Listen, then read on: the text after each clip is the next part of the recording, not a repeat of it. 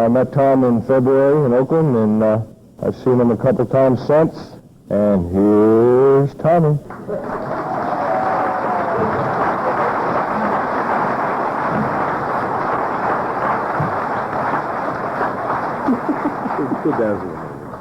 My name is Tom, and I am an alcoholic. Hi, Tom. I know I attended a young people's conference in Monterey about 6 years ago, and I was sober about 4 or 5 or 6 months, somewhere in there. I could never remember. And I was terrified for the entire conference. And what terrified me was there were so many people in the room that seemed to know everybody else in the room. And I was just quietly sitting there being self-obsessed. What a speaker is supposed to do at a meeting of Alcoholics Anonymous is talk about what it was like and what happened and what it's like now. The reason I say that is not for you but for me, but because I have this amazing mind that wants to deal with a lot of things that have nothing to do with AA. I get wonderful insights. I was telling a fellow before dinner that my most recent obsession, I would like to explain that for about 45 minutes to you, you know, and how I suddenly got an insight on how everything works. That's real dangerous for me. I also am frequently tempted to give the final, clear definition of how alcoholism develops in the family. This is nothing to do with this meeting, I assure you. I like giving, 5 ways to deal with the God problem successfully. And I discover a tremendous amount of opinions about virtually everything under the sun. When I was drinking a little, I thought that was when I was real opinionated. I can remember my last year of drinking. I can remember parts of my last year of drinking, but what I remember a lot about that last year was one of my favorite obsessions, which was General Franco. This is not a rock group. General Franco ran Spain for a lot of years, and he was dying for a long time. He lingered and lingered. And I had this real clear connection in my mind between General Franco's Spain and fascism in the United States. I would go into drinking establishments informing people of the close link. I discovered that the vast majority of people who drink are not interested in General Franco. And so my job, closely appointed by God, was to get them interested in General Franco. Now, I was sober for a while, and I just stayed away from all kinds of politics because I would get so crazy. I mean, I have been far right and far left and radical middle of the road for years and years and years, and my mind changes on lots of stuff all the time. But when I believe it, boy, do I believe it. And I discovered, I was 4 years sober, and we were presented by our higher power with the presidential election, and I thought that I was well enough to dabble. And I became obsessed with the candidate, and I thought I'd start taking literature to meetings because this would help people make decisions, and I will fix them. This was in Hollywood. No one could have told the difference anyway. And I was going to come and do an awful lot of stuff like that, and I suddenly realized one day at the Plummer Park Monday night meeting that if you disagree with me, not only, especially about politics, not only do I think you're wrong, I think you're stupid. And this led me to a wonderful insight on one of our traditions, which is we don't talk about that kind of stuff here. As I looked around the room at Plummer Park, and I wish I could convey to you the variety of people that are there. It's kind of northern Watts and southern Hollywood, which was my home group, you know. What I discovered was that at any given meeting, you're going to have a certain number of people who would like to blow up the Bank of America. And you would have a whole group of others that think that George III was our best president. The thing we have in common is our alcoholism. And that's why we talk about what it was like and what happened and what it's like now. Now, saying that, I'd just like to say I was horrified to find out how opinionated I really was about virtually everything, because tolerance is supposed to be a virtue. It is not one of mine. I started drinking when I was young enough to think that mixing bourbon and Hershey syrup was a good idea.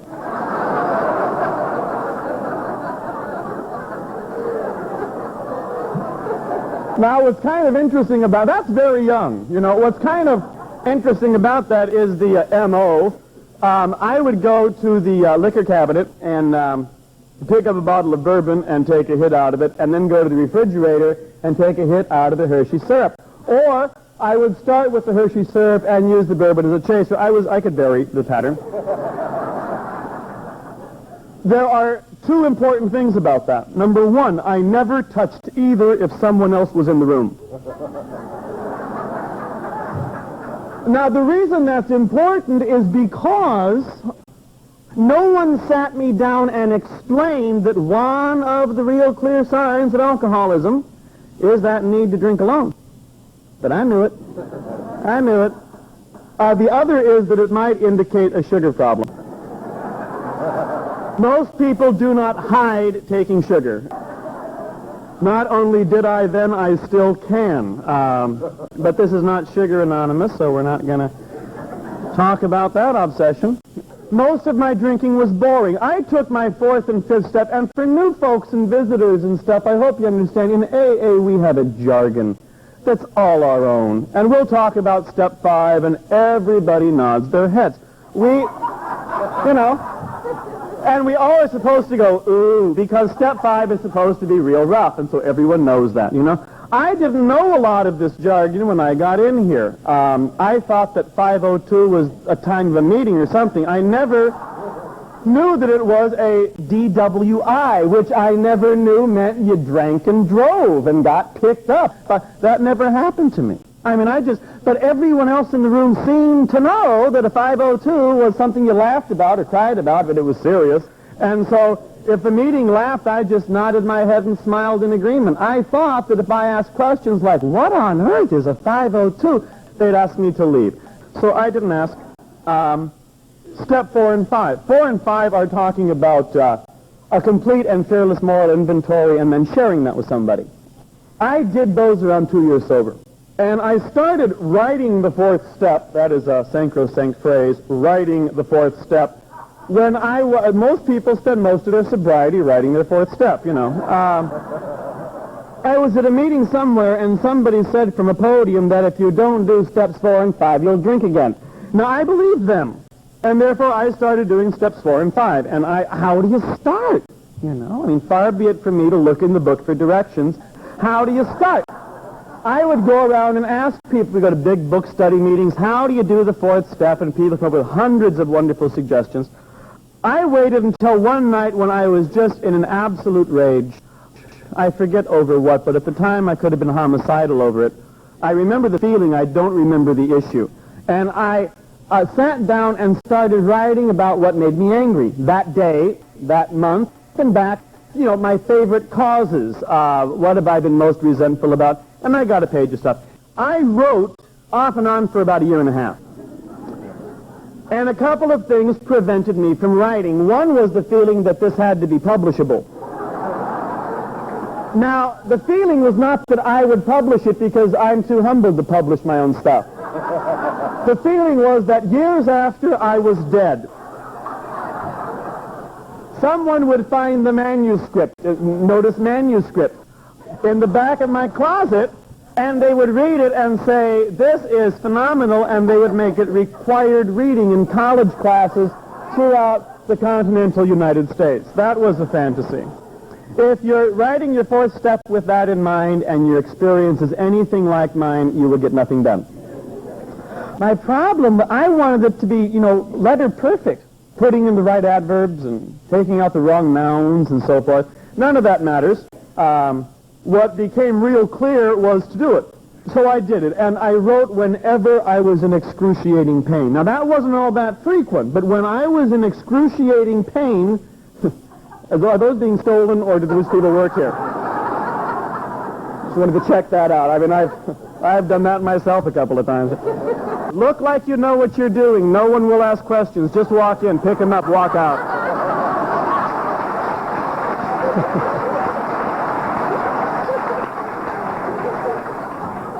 Anyway, fourth step.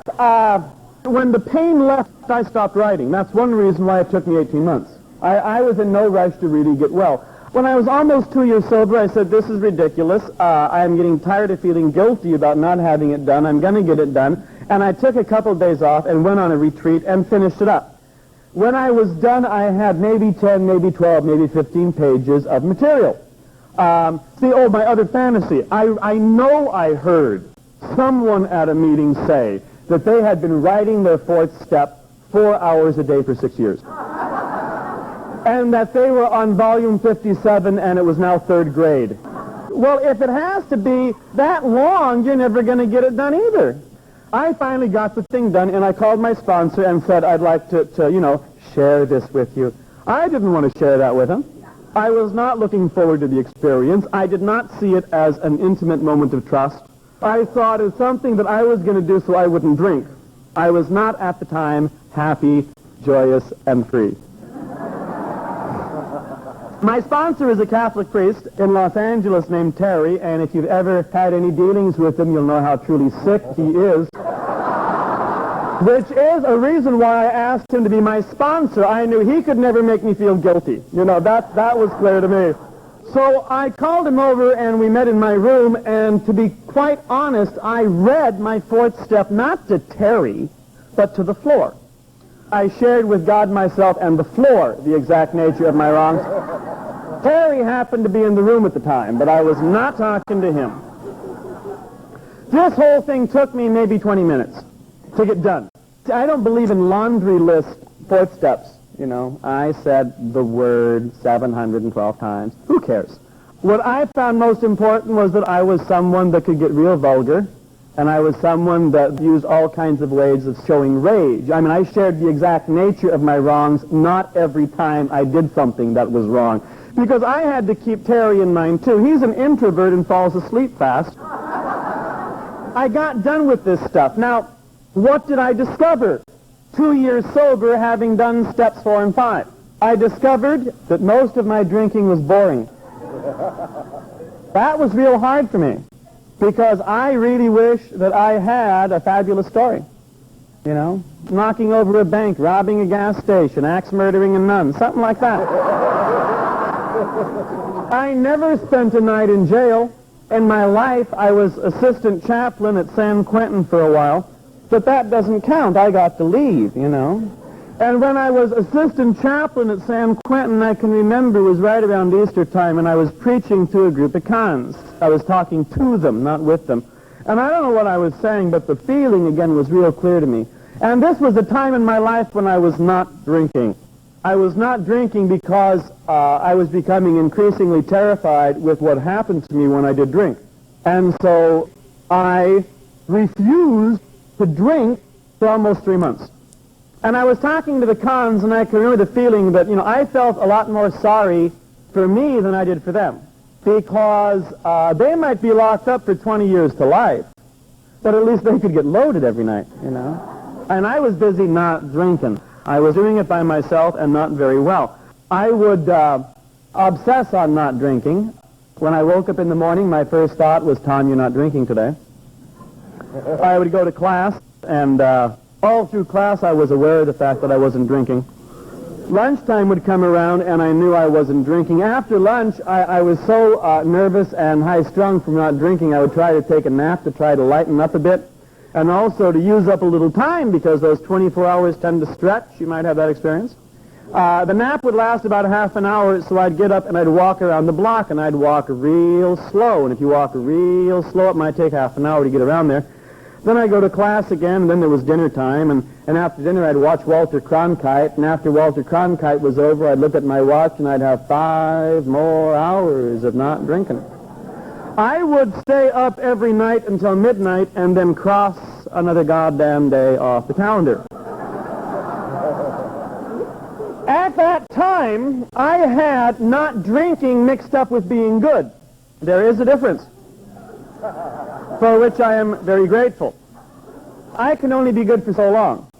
And every day I'm good, 5 pounds get added to my shoulders. And I'm a pretty strong guy. I can carry 25 and 35 and 55 pounds. But see, I know that it's going to get heavier and heavier and heavier. And I know that by Christmas time, I'm not going to be able to stand up at all. And so what I had better do is drink and knock the weight off. Do something bad, Tom. Knock the weight off so I could get through the next day without this incredible burden of not drinking. I didn't know how to stop. Just didn't know how to stop. Most of my drinking was boring. I never got a drunk driving ticket. I was stopped a couple of times. They made me recite the alphabet. I talked very clearly. I never even got a tattoo, you know.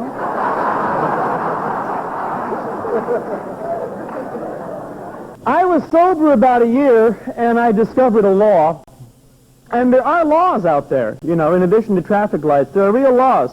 And one of the laws is called the law of cause and effect. And the law of cause and effect says very clearly, certain causes bring about certain effects. That's the law.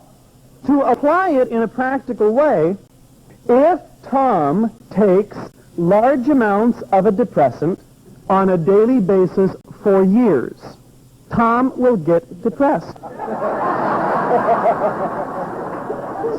Ironclad law. Never figured it out. Never figured it out.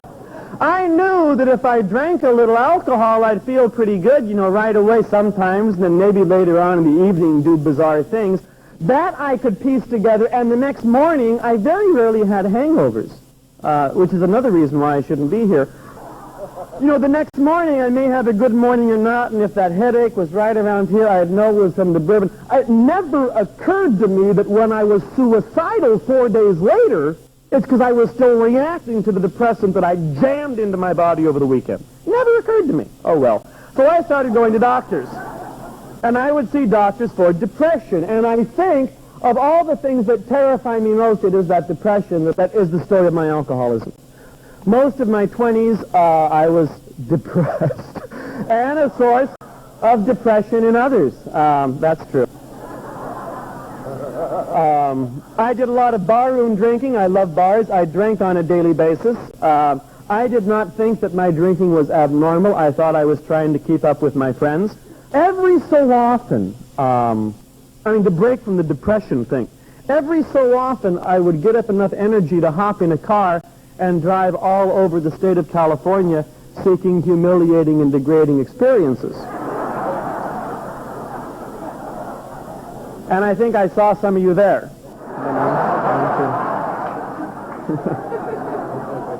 I won't tell. But, you know, most of it was just this incredible kind of boredom. All right, that's done. Who cares about a drunk-a-log? It's boring. Getting sober. You know, I grew up in San Jose and went to ski. You know, I got out as soon as I could. When I was 18 years old, I entered the Jesuit order. Now, for those of you that aren't ex-Catholics,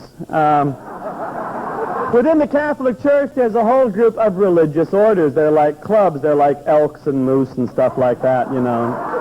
Anyway, the one I joined was the Jesuits, and we're primarily teachers, and I was 18 years old. This was 1965. You know, some of you weren't even born then. This is a long time ago.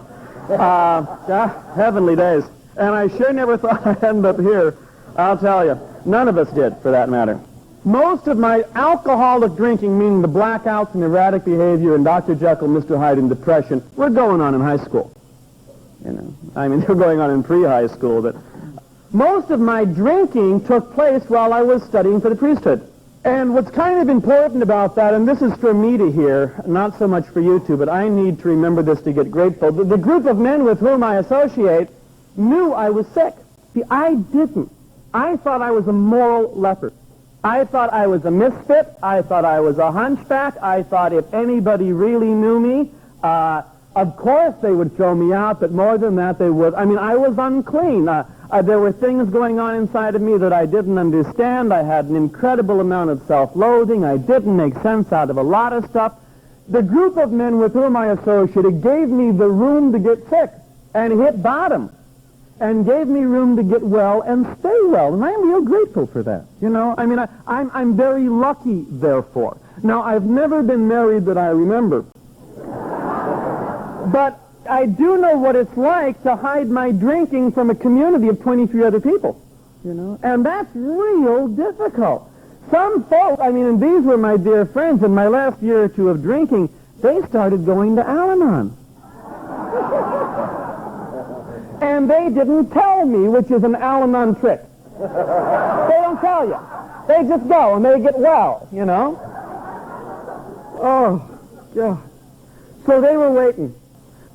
I was a teacher. I taught for 3 years in an inner-city school in Los Angeles. I did my student teaching at Mission High in San Francisco, if you've been through there. I became an accredited teacher with a lifetime credential as a practicing alcoholic.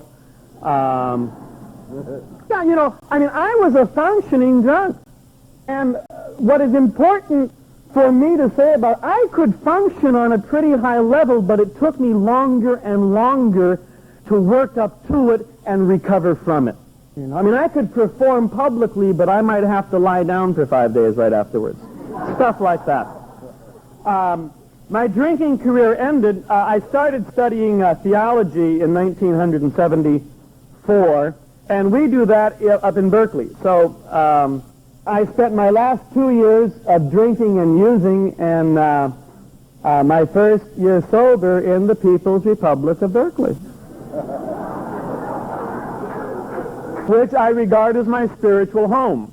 The Alcoholics Anonymous groups that I associated with first there were, I mean, it was the Berkeley group, you know, Berkeley Wednesday night, Berkeley Sunday night.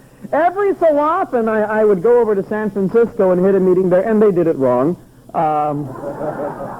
They'd start their meetings at 8, not 8:30. You know, a lot of stuff like that, and you were surprised how they stayed sober. I never figured that out.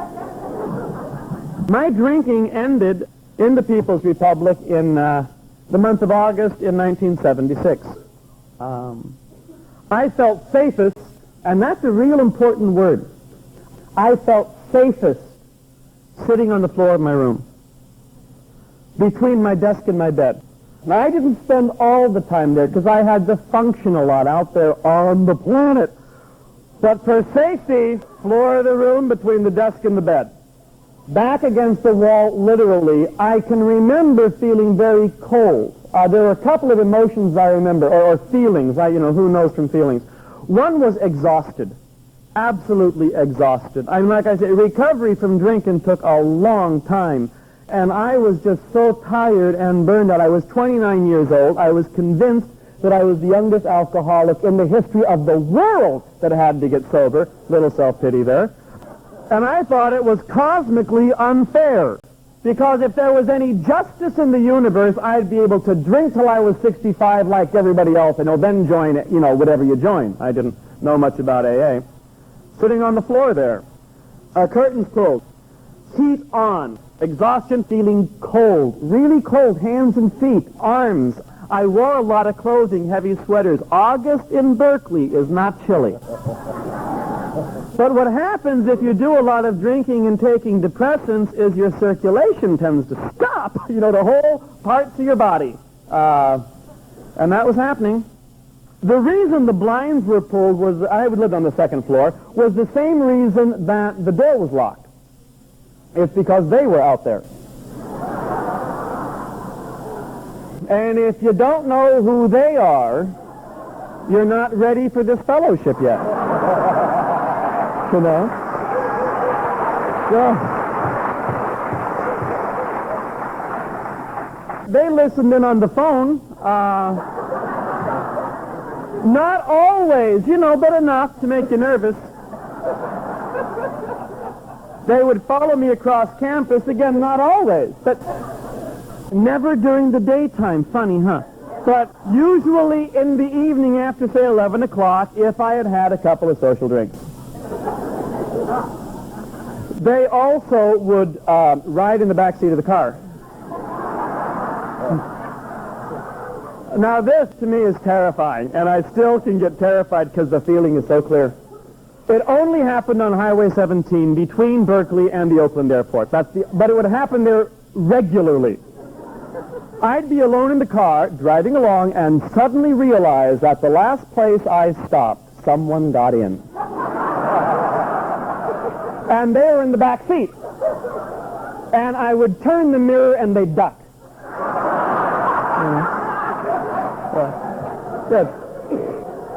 Just checking you saw them too, huh? Good. I was not eating real well. That last couple of months, someone in the neighborhood had cooked a lamb curry. I don't take an opinion on this, but they had cooked a lamb curry that stayed in the air for a long time afterward. And I just couldn't keep a lot of food down when I smelled that lamb curry. So I spent a couple of months, maybe 6, living on tomato soup and hot dogs because they would stay. Now that is in addition to caffeine and nicotine, and of course alcohol, which you needed. I'd fall down a lot because towards the last year or so my knees kept giving way. That was scary. Didn't understand that either. I gradually retreated more and more and more into that room. And I began reading. I've always read lots of stuff. And the book I was reading this month was I Never Promised You a Rose Garden. Now, thoughts of suicide have crossed my mind, I know regularly since college. Probably before, but it's kind of taking a geographic for me. Just going somewhere else where they won't hurt you. And them, they. But I never really seriously considered, maybe once or twice, but it was never really a serious option for me. Far more of an option for me was being talked about in I Never Promised You a Rose Garden.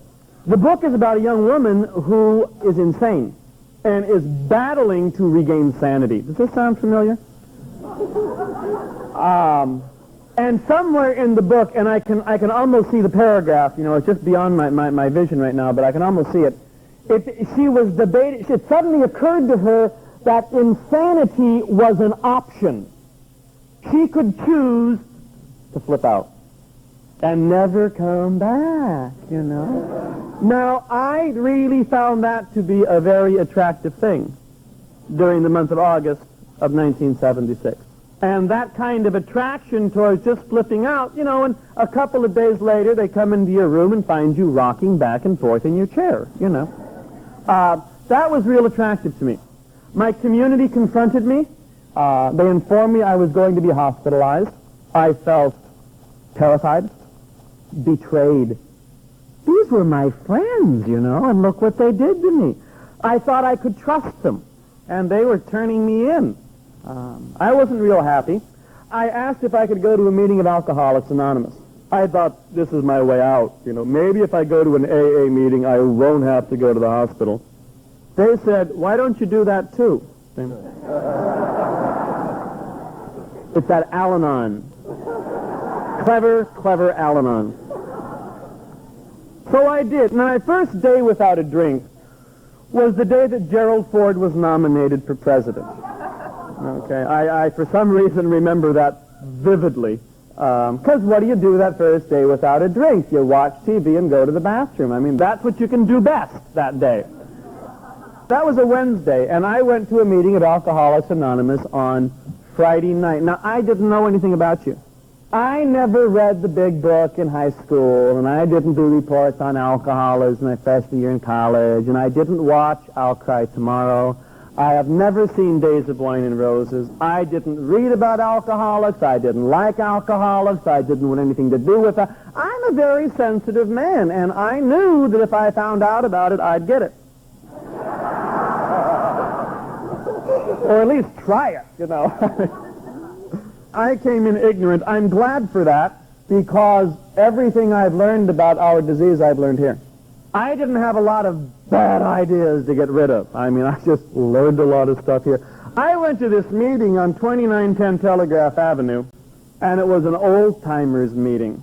10 people, 15 people. In Alameda County, we don't have speakers meetings. We think it smacks of monarchy. So what we do is have these discussion meetings all the time. I walked in terrified. I called central office. I got an address. I walked into this place. Black coffee, Marlboro box. Those were the hallmarks of that group. They were also each 1,000 years old. The leader of the group had a little tiny white Tom Dewey mustache. He ran for president once. This guy, they read something, and I couldn't hear the words, and I had been 3 days without a drink. Now, I have been terrified of people all my life. All my life. And I have learned 2 skills to make sure that people don't talk to me. Number 1 is to bring a book. If you are even if the book is upside down, if it's open on your lap, they're not going to bother you, unless God just spoke to them a few minutes before, then you're in trouble. But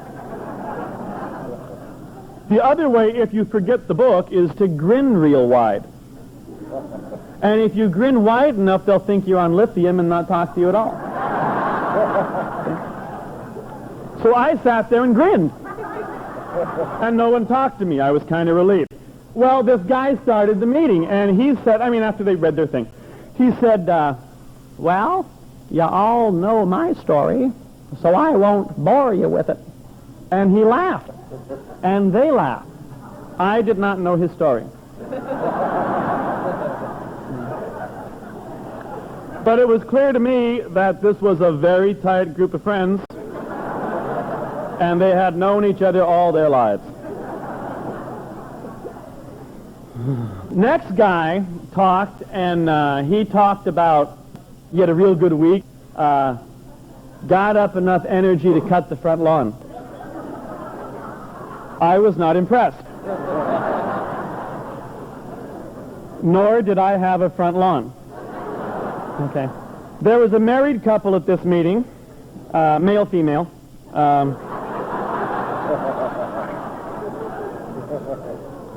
And they were married to each other.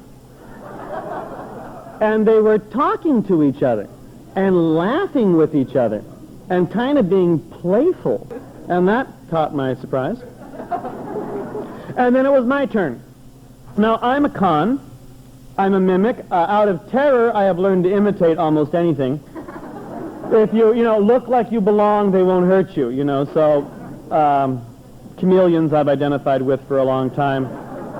Also whores, because, whores are professional people pleasers, and I just please a lot of people without getting paid, that's all, That's good.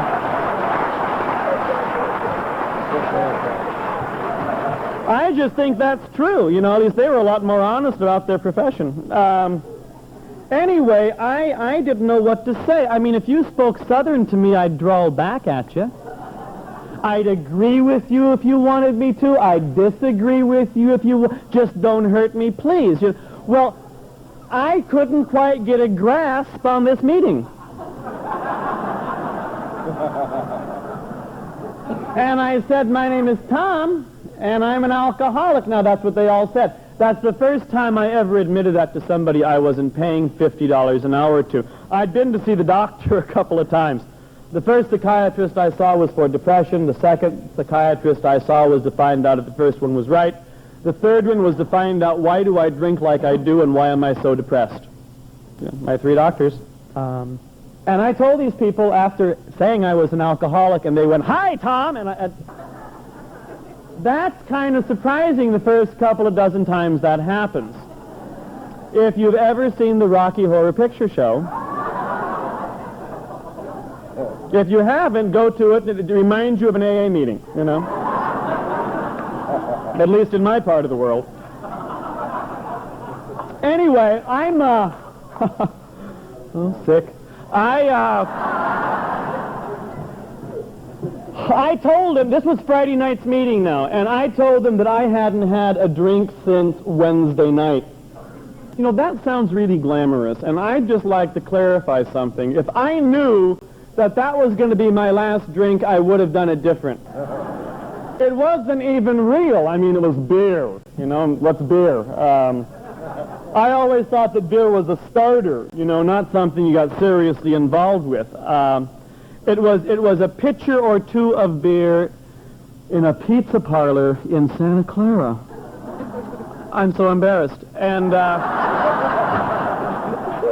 And I don't even think I got a buzz on. All I did was went to the bathroom a couple of dozen times. I mean, it wasn't like, oh, I had such a terrible experience, and so I got sober. It was like a lot of others, boring. But we've talked about that. Yeah, I said my last drinking was Wednesday night, not explaining the real, story behind it to him. When I said that, these ancient, clean-shaven, polyester-wearing, tattooed, short-haired, socked women and men burst into applause.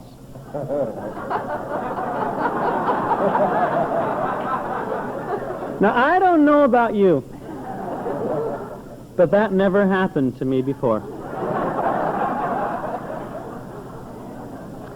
See, always before, if I knew somebody really well, and there were people who loved me. I mean, that's one of the reasons I'm still here. People who loved me. And they were concerned about me, and they would see me battling this drinking thing, which I had been doing for years, and occasionally they'd say, Tom, how you doing? And I'd say, today's okay. I haven't had a drink in 3 days, and I feel pretty good. They never clapped.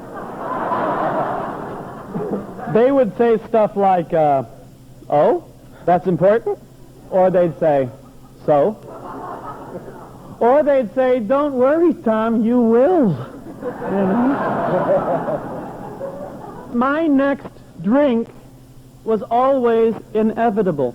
When I was, 18 or 19 years old, somewhere in there, I had been in the order for about 6 months or a year.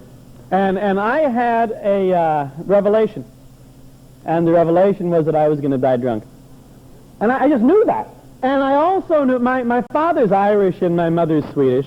That gives you a whole new definition of the word guilt, by the way. For those of you who think that the Irish have guilt sewed up, I suggest that you talk to your local Swedish Lutheran. And they invented guilt. Anyway, what's the point of that? I don't know. Brain damage. Gone. Well, when all else fails, tell the truth. The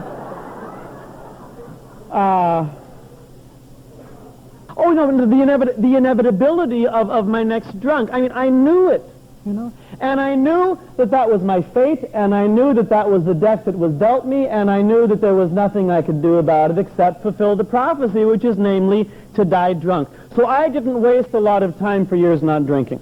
When this group of people burst into applause, it suddenly occurred to me so fast that the reason they acted like that was because these people knew what it meant to not have a drink in 3 days. And I never met anybody like that before. And that's when I fell in love with Alcoholics Anonymous. Now, a lot wasn't solved. I didn't feel real good there, I wasn't real happy to be an alcoholic.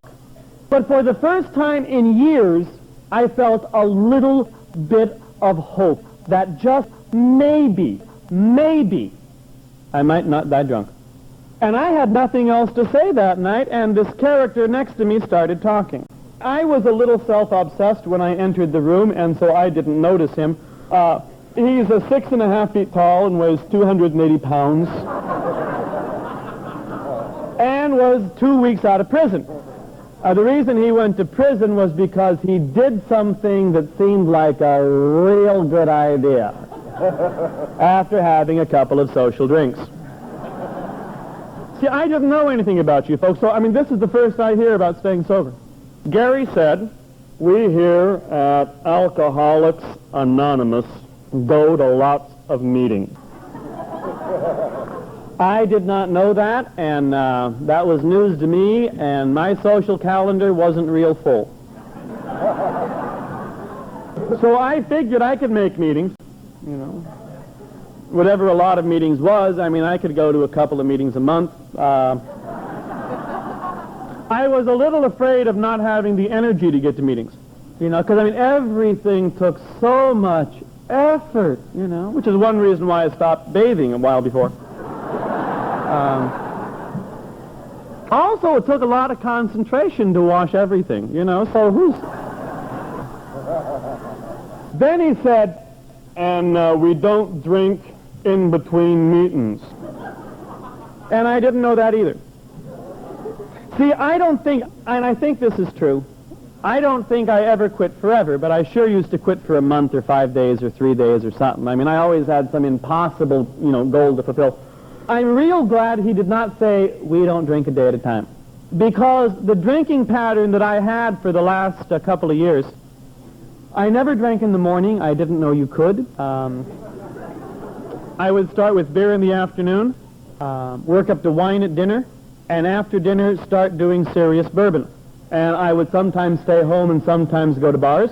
And I would drink until the bars closed or until I was done. Sometimes those came at the same time and sometimes they did not. But the burden of not drinking for me became heaviest after 6 o'clock at night. And the thought of not drinking for 24 hours terrifies me. Still, to get through an entire day without a drink is something I hadn't been able to do since I was 13 years old. So I'm real glad he didn't say we don't drink a day at a time and smile smugly. What he told me was, we don't drink in between meetings. And I've got a mind like a whip. It occurred to me that if I went to a lot of meetings, this whole thing would be easier.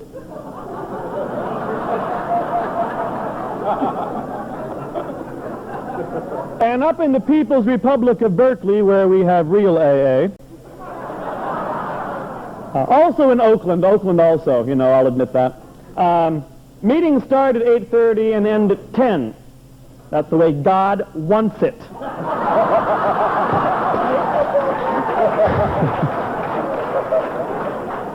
What you do is just wait until 8:30 the next night, which is like 22 and a half hours away. Less than 24. And I could do that. First couple of months sober were not a lot of happy, joyous, and free times for me. That compulsion to drink stayed on me, and it usually hit about 15 minutes after the meeting ended. And the compulsion took a funny... It wasn't to buy a bottle and go to my room, my compulsion was to go to bars and have a few social drinks, or at least be there and smell it and look at it and that and that and do that whole, thing. And what I would do, I had a visual image of bars being magnets and me being metal. And what would happen is the magnet would get turned on and Tom would be pulled into the bar, and there was nothing I could do about it. Again, my fate, that wonderful optimism that is all throughout Scandinavia. What would happen is that magnet would be turned on. I had a pair of wooden shoes I'd put on, and I'd walk across the Cal campus. And there are cobblestones and tall buildings, and you can stamp your feet and they echo, and you can scream vulgar language and imply that lots of people's parents aren't married, and do all kinds of rageful things there. And I would do that and stamp back and forth across that thing until 2 a.m. And at 2 a.m., the magnet turned off. Boom, and no more desire to drink, and all I had to do was get through till 8:30 the next night, meeting time, and I'd go. And my first year sober, the only place on earth I felt safe was at a meeting of Alcoholics Anonymous. And it wasn't, sometimes I'd walk in the door and breathe freely, but other times I needed the hour-and-a-half meeting because it took me an hour to land.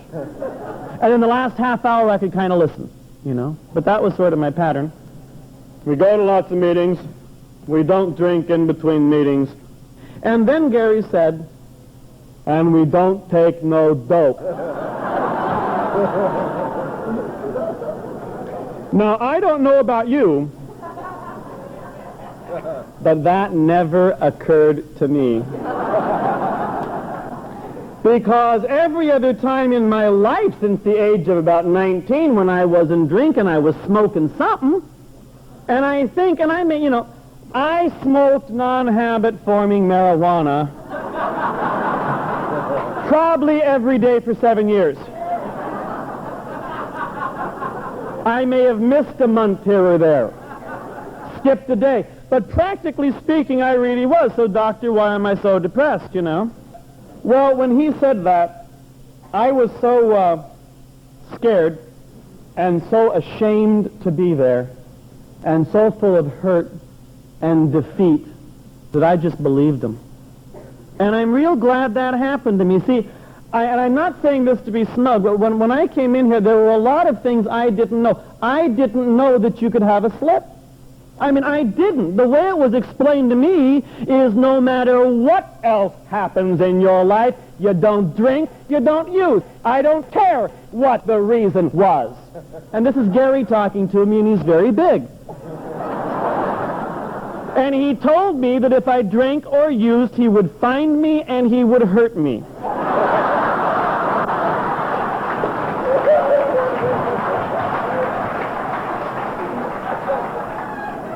And I believed them.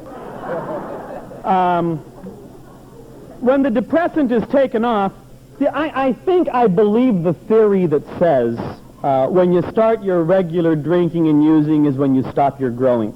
You know, I think I believe that. And I know that when I came in here, I couldn't have told you much about who I am. I could have told you a lot of stuff I did, but I couldn't have really said, I'd like you to meet Tom. I didn't know who I was. When I came in here, I did not know what I felt about anything other than terror and rage. Those were my two favorite emotions for my first 2 years sober. Always in crisis, living in high drama. If it was not ecstasy or agony, it wasn't real. I discovered that most of life is between those 2 points. You know, sometimes that disappoints me because I love the rush. So I had to learn a lot of things sober. I had to learn how to feel feelings. It's not, I know now how to feel feelings. I'm in the process of learning how to feel feelings. I did not know how to express anger. I did not know that I was an angry person. I'm a very funny man, and for a lot of years, all of my anger came out in humor. And a lot of people I know were afraid to leave the room because I would use them as my next subject. I was very skilled at character assassination by innuendo. And I would do all of this stuff with a smile. You know, I mean, being polite and using a lot of manners, I did tremendous damage to people. So I had to learn other ways of expressing anger. I had to learn also, and this took a little bit of time, the reason I was so angry was because I was so terrified. And I was so terrified that I didn't belong, that I didn't fit in, that I was a freak, that I was a weakling. I believed, and no one taught me this, and this is important, no one taught me this, but I learned it. I believed that for me, just to stay even with you, I had to be a combination of Jesus Christ and John Wayne. Admitting weakness, admitting you don't have answers. And, you know, I'll tell you, give me a couple of drinks and I could walk on water and shoot guns. You know? At least in my head I could. I don't fit the image of either one of those gentlemen real well. And learning how to get real comfortable with that has been a very liberating process for me. My community told me that if I was clean and sober a year, they'd be thrilled to ordain me. So then I had to figure out, what do I want to be when I grow up? You know, having done this now for 15 years, do I still want to do it? What's it all mean? What's the meaning of meaning? What's the purpose of purpose? What happens if in 25 years from now, what's going to go on? Da-da-da-da-da-da. And it was a year's sobriety, and I had a very intense feeling.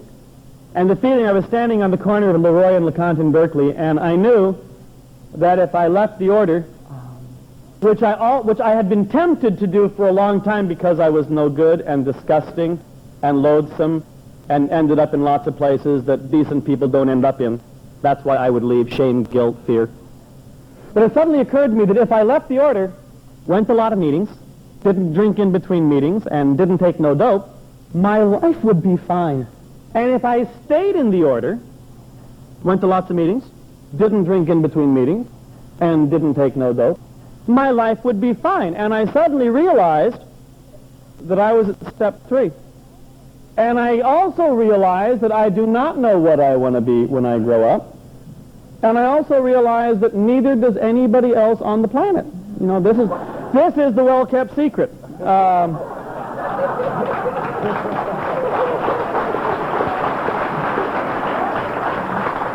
And what my obligation as a free person is to take a look at the alternatives and choose something that's vaguely reasonable. You know, how do I know what God's will is for me? What's in front of you? Huh? What's staring you in the face, Tom? Oh, well, let's try that. Okay. What's nice about that also is I give myself the right to make terrible mistakes.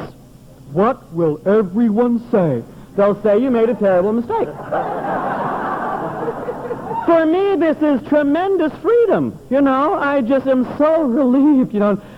So I tell people, well, do whatever you have to do. It can only be a terrible mistake, you know. And those are words of liberation. That's not a curse. We have all made terrible mistakes by the score, and that's why we're here, you know.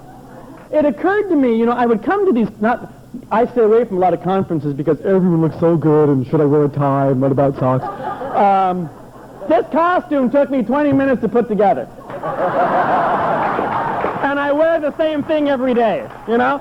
Should I wear it? Should I put on a tie? Oy vey, oy vey. Who knows? None of us are in here because we were doing so well out there. You know, sometimes you wouldn't think that. You'd think you joined, you know, the Young Willpower Club, you know? Crazy.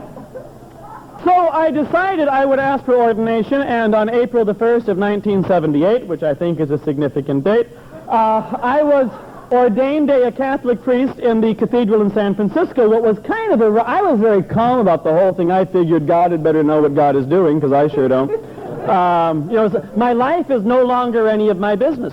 I no longer have the right to be hysterical about me all the time. I just don't. I took the second and third step.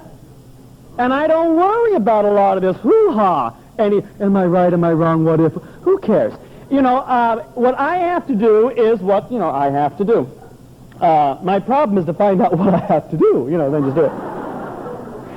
The cathedral was jam-packed with, you know, junkies and alcoholics and all these people who didn't quite believe I was legit. What was fun for me was to see this AA macho, you know, well, I haven't been inside of a church in 45 years, and if I went in, it would shake, you know. Well, they walked in and nothing shook, you know, which I think is kind of liberating, too, you know, to realize that as sober members of this fellowship, we can go anywhere, you know? Even churches, although I don't always advise it.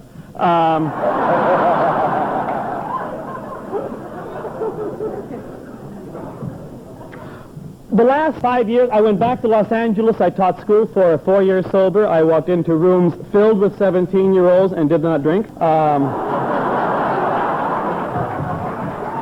And the last year, I've been working in a program working in human services up in Oakland. And I kind of freelance and hang out and do things and go to lots of meetings and don't drink in between meetings and don't use no dope. And I am busy all the time with stuff to do.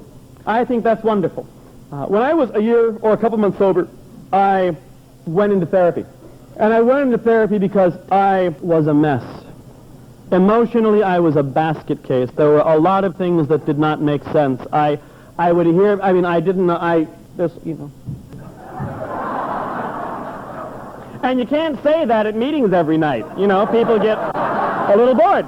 So I went to a doctor, and, you know, doctor, medic.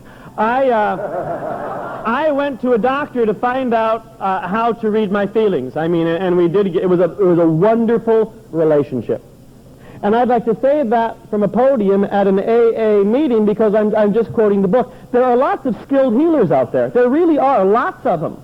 And sometimes we come together and say, all doctors and psychiatrists and psychologists are no good. Why? Well, I went to one and lied to him for 3 years and didn't get better, you know. Oh, interesting. I discovered that if you go to the doctor and tell the doctor the truth, you get better. Let me just pass that as, you know, that's an opinion. And by the way, most of my opinions are right. I'd just like to also let you know that. Anyway, I was talking to a doctor, and he had me facing the wall, because if I saw him, I would see what he wanted me to say before I said it, and I would tell him what he wanted to hear, because I was reading his mind, and da-da-da-da-da. So he turned the chair around and had me talk to the wall, and he made me see him at 8 o'clock in the morning, because all my defenses are, I am not a morning person. And so I would talk to him, and on one occasion I said, "Leonard, am I normal?" Which was always a good question for me. And he responded, "Normal is 98.6. That's normal." Now, if your question is, are you healthy? What does healthy mean? What's a healthy person? I've never known. I have a lot of hysterical notions about healthy men that don't cry, you know, and roles for women that are so bizarre that we put on women, and for people like here and there, and stereotypes, and all this stuff that makes no sense and makes us all sick and nervous and drink, you know. So I said, he said, what's a healthy person? He said, when Freud was an old man, Freud came up with a thumbnail sketch of a healthy person. And it was, number one, a healthy person is someone who can work. Number two, a healthy person is someone who can love. If you can work and love, you're a pretty healthy person. And then Leonard said, we've learned some stuff since Freud did his shtick. And most people who are healers would say this, that a healthy person is someone who can work some, love some, and play some. If you can work and love and play, you're a pretty healthy person. And he said, Tom, what your alcoholism did, this disease of alcoholism, was it destroyed your ability to work. You couldn't leave your room. It destroyed your ability to love. When was the last time you trusted anybody? And as far as play, when was the last time you did anything that you wanted to do just because you enjoyed it? He said, what do you like to do? I couldn't tell him. Movies, love movies. Sure. When was the last time you went? Huh? Do you like concerts? Oh, yeah. Classical music. Wonderful. Ever go to the symphony? Oh, no. No, not me. I don't belong there. You know? Do you like reading books? Sure, sure. Oh, yeah. Do you buy them? Do you read them? Do you talk? I mean, what do you... He gave me permission to discover what I like to do. And I'd like to convey that permission to all of you. You know? As far as loving goes, and this is coming from listening to an awful lot of confessions, and my own, adventures before and after, no one loves easily, and no one loves with a lot of grace and polish. We love clumsily, and bit by bit, and with hesitation, and with fear, and it's terrifying to reach out to someone and be vulnerable and just be touched. But we learn to do that. And that is magnificent. And as far as work goes, I find I can show up to a job I don't necessarily like, and I don't have to commit suicide or homicide that day. Great freedoms. Great freedoms. Let me end by just saying I'm amazed. When I was 29 years old, I felt like I was 1,000. I thought I had every answer and most questions, and I had no interest in being alive. I regretted the past, and I dreaded the future because I knew the future would be worse. I discover now at the sparkling and, most amazing age of 35 that if you go to lots of meetings, don't drink in between meetings, and don't use no dope, you can learn to work and fall in love and play one day at a time. Thank you.